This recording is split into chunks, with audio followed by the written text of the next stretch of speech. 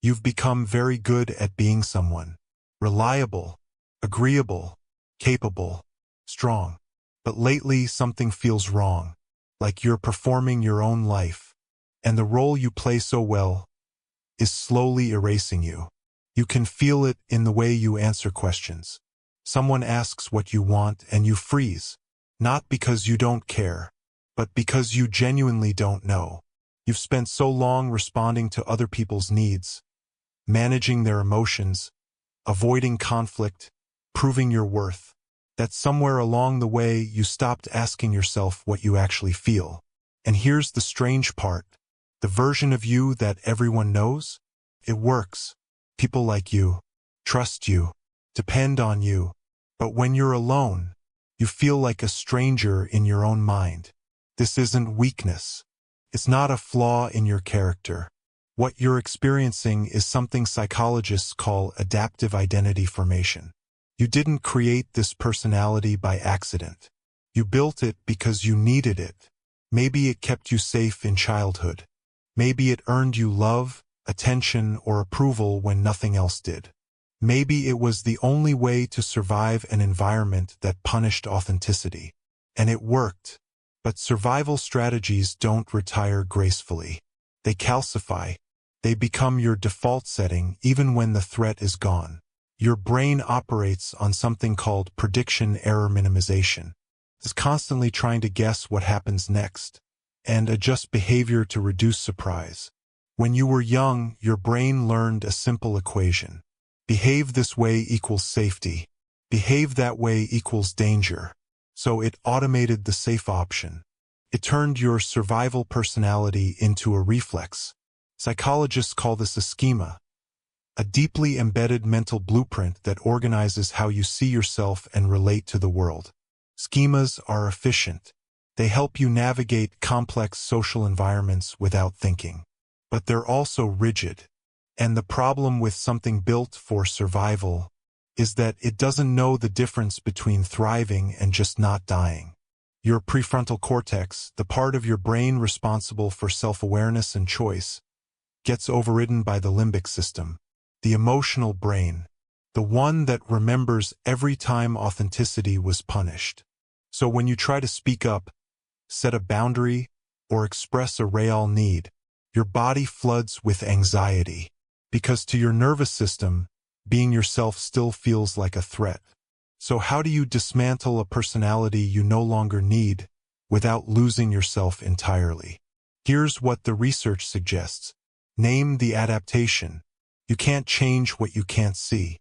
Start by identifying the specific traits you perform, not who you are, who you act like when you feel unsafe. Ask yourself, what do I do automatically to avoid rejection? What part of me never gets expressed because it feels too risky? Psychologist Carl Rogers called this the gap between your real self and your ideal self. The wider that gap, the more exhausting it is to exist. Locate the origin. Every adaptive trait has a history. Where did you learn that being quiet kept the peace? That being funny deflected pain? That being competent earned love? This isn't about blaming your past. It's about understanding the logic your younger self used. Because once you see the origin, the behavior stops feeling like identity and starts feeling like archaeology. Something you inherited, not something you are. Practice micro-authenticity. You don't have to burn your life down. Change doesn't happen through revelation. It happens through repetition. Start small. Say, I don't know, instead of guessing what someone wants to hear. Choose the movie you want to watch. Let a text go unanswered for an hour.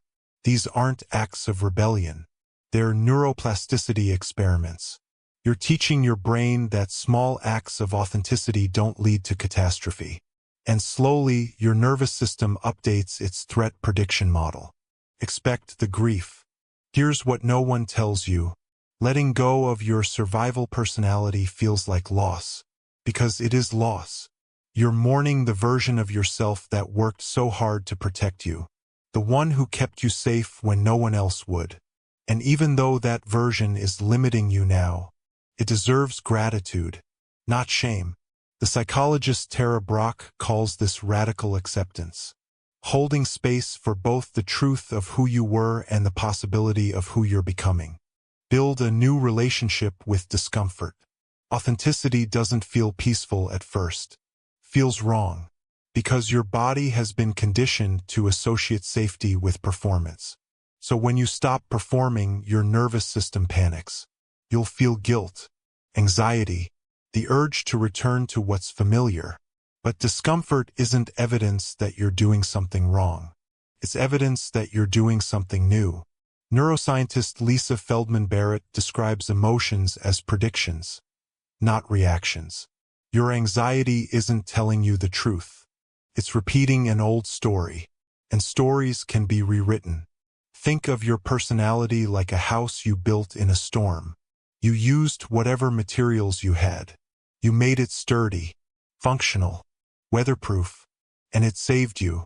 But now the storm is over, and you're still living in emergency architecture. The real work isn't tearing the house down. It's asking, what would I build if I weren't afraid?